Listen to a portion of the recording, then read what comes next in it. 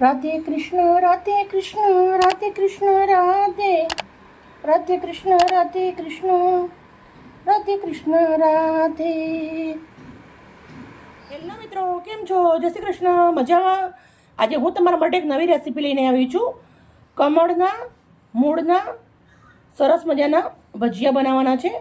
તો આ કમળનું ફૂલ લાગે મોટા મોટા તળાવના અંદર, એને નીચેનું જે દંડી આવે એ વેલાના અંદરથી લાવેલું છે. આ સરસ મજાનું કમળના જળનું ભજીયા બનાવીશું. બહુ જ મસ્ત મજાના. હરેક જગ્યાએ અલગ અલગ નામથી આને ઓળખાણ પડે છે. રાજસ્થાનના અંદર આને જેંડા કહે છે. હું કમળના જે વેલા આવે એના મૂળ કહું છું. તો બનાવવાની રીતે આપણે ચાલુ કરીએ. સૌથી પહેલાં મેં આને ઘસીને ધોઈ નાખેલા છે, પણ આને વેલા ઉતારવાના છે. મેં 4ના વેલા ઉતાર્યા છે, એકના ઉતારી વેલા આવી રીતે ઉતારેલા છે. તમે જોઈ શકો છો. આવી રીતના ઘસી અને સાફ કરવાના છે. આવી રીતના ઘસી એટલે સફેદ થઈ જાય અને જે કડક ભાગ આવે એ નીકળી જાય. ચક્કુ આપણે આવી રીતના સીધું ઊંધું ફેરવશું એટલે સરસ મજાનું આ રેડી થઈ જશે. મિત્રો, આ સેહત માટે બહુ જ સરસ રહે. હાડકાં મજબૂત થાય ને શરીરને લોહીનો વધારો કરે છે. બહુ જ સરસ રહેશે. તે જરૂરથી બનાવીને ખવડાવજો બાળકોને. બાળકો આમ ખાતા નથી હોતા, પણ જેવી રીતના હું બનાવું છું એવી રીતે તમે બનાવીને ખવડાવશો તો બાળકો જરૂરથી ખાઈ લેશે. અને સબ્જીની રેસીપી પણ આપણા ચેનલના અંદર મૂકેલી છે. બહુ જ મસ્ત સબ્જી પણ બહુ જ મસ્ત બને છે આની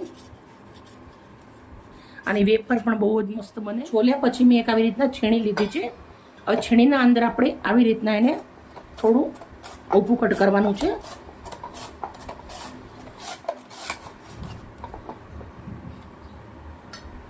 તમે જોઈ શકો છો. આવી રીતના પટ્ટી આપણે લાંબી કરવાની છે.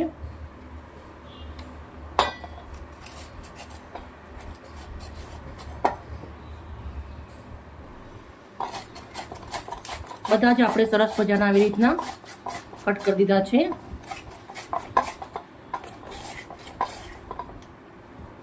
રેડી. મિત્રો, મેં પાણી લઈ લીધું છે, ગરમ મૂકી દીધું છે 1 લીટર એટલું. ગરમ પાણીના અંદર આપણે આને નાખી દેવાના છે. 5 મિનિટ સુધી આપણે આને ગરમ પાણીના અંદર ઉકાળી લેવાના છે. અંદર જે ગંદકી હોય એ બી નીકળી જાય. આપણે ધોયા છે પણ અંદર તો કાણા હોય એટલે અંદર સુધી સરસ ધોવાય નહીં, એટલે જે અંદરની ગંદકી હોય એ બી નીકળી જાય. આ થોડા સોફ્ટ થઈ જાય. 5 મિનિટ સુધી આપણે તો બનાવવાના, પણ એકદમ સ્પેશિયલ મસાલા સાથે બનાવવાના છે. મિક્સરનો જાર લીધો છે. અંદર થોડા એવા લીલા દાણા નાખી દઉં છું. 1 ગાંઠ લસણ, આદુનો ટુકડો, લીલા મરચાં, જીરું, 1 ચમચી મીઠું. હવે આપણે આને એક પેસ્ટ બનાવી દેવાની છે.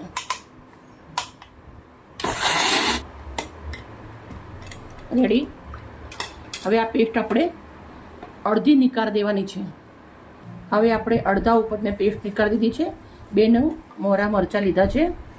થોડું જીરું નાખું છું, થોડું મીઠું નાખું છું, થોડા લીલા દાણા નાખું છું. 1 ચમચો ભરી અને દહીં નાખવાનું છે આપણે. હવે આપણે આની એક ચટણી બનાવી દેવાની. તમારે ખાંડ નાખવી હોય તો નાખી શકો છો. વિડીયો થોડો મોટો થશે પણ પરફેક્ટ રીતે શીખવાડું છું તમને. તમે જોઈ શકો. ચટણી ચણાનો લોટ લીધો છે. આને ચારી અને મોટા વાસણના અંદર લઈ લીધેલો છે.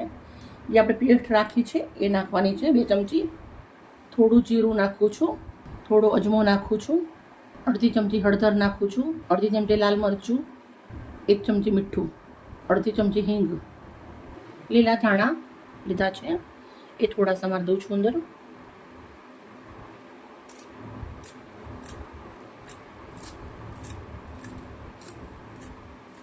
હવે આપણે અંદર થોડું પાણી નાખી દઈશું.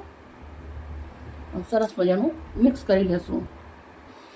જેવી રીતના આપણે બટાકાના ભજીયા બનાવતા હોય ખીરું બનાવીએ ને એવી રીતનું આનું ખીરું આપણે રેડી કરી દેવાનું છે. સરસ મજાનું આપણું ખીરું રેડી કરી દીધું છે મેં. જોઈ શકો છો. આવી રીતના કરવાનું છે. બહુ જાડું નહીં, બહુ પાતળું નહીં. એક ચપટી હું સાજીના ફૂલ નાખું છું અંદર.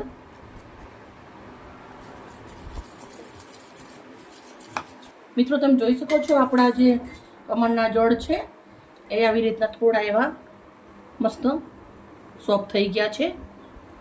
હવે આપણે જો ગંદુ પાણી અંદર કલર બધો છૂટી ગયો છે, હવે આપણે આવી રીતે એને બહાર નીકાળી દેવાનું છે. એ ફાસણના અંદર બહાર નીકાળી દઉં છું. ભજીયા બનાવવા માટે કઢાઈના અંદર આપણે તેલ ગરમ મૂકી દીધું છે. તેલને મસ્ત ગરમ થવા દેશું. તેલ આપણું મસ્ત ગરમ થઈ ગયું છે. તો જે આપણું બેસનનું ખીરું છે એના અંદર આપણે આવી રીતના પટ્ટીઓ નાખવાની છે અને એક એક પટ્ટી આવી રીતે તેલના અંદર નાખી દેવાની છે. તમે જોઈ શકો છો આવી રીતના કરવાનું છે.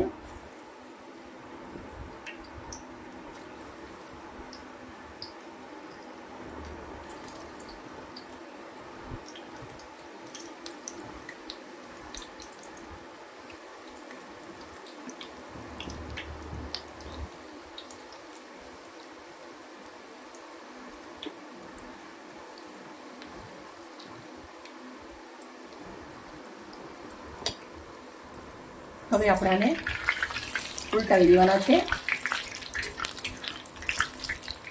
મસ્ત ક્રિસ્પી થઈ જવા દઈશું.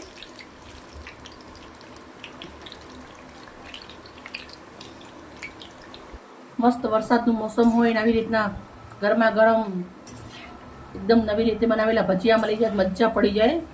સરસ મજાના તરાઈ અને રેડી થઈ ગયા છે. બધા જ ભજીયા આપણે આવી રીતે કરવાના છે. એક ચાયણો લીધો છે, અંદર કાગળ મૂક્યું છે.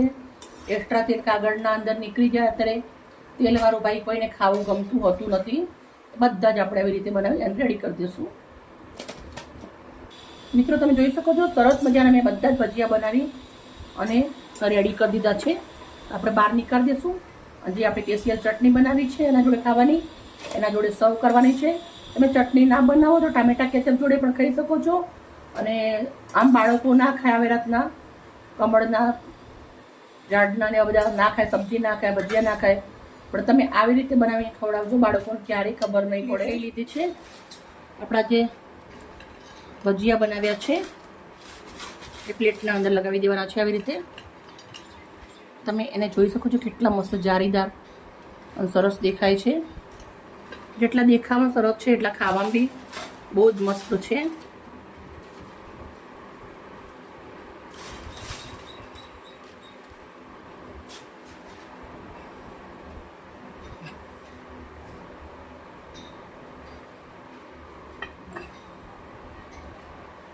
મસ્ત આપણી જે ચટણી બનાવેલી છે હવે આપણે થોડો એવો ટામેટા કેચઅપ મૂકી દઉં છું. ટામેટા કેચઅપ જોડે પણ છોકરાઓને બહુ ભાવે. આ મિત્રો તમે જોઈ શકો છો આપણું ડીશ કેટલી બહુ જ મસ્ત મજાની દેખાય છે. ઓકે મિત્રો, બાય બાય. કાલે મળીશ નવી રેસીપી સાથે.